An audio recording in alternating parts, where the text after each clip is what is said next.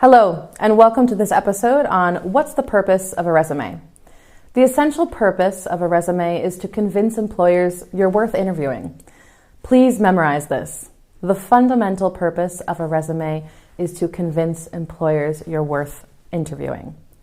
Recruiters rely on a resume to decide with whom to engage. They take on average 6 seconds to skim a resume and determine whether a candidate is shortlisted for the first interview.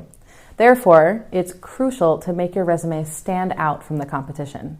Here are some statistics to get you fired up.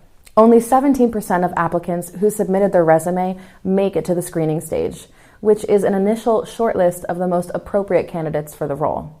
Out of those, only 32% are invited for an interview.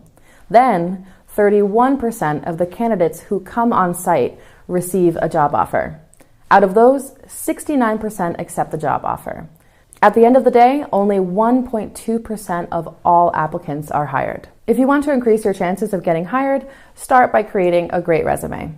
If your resume provides a concise summary of your relevant qualifications and skills in a format that is as clear as possible, it's almost guaranteed that you will be invited to more job interviews.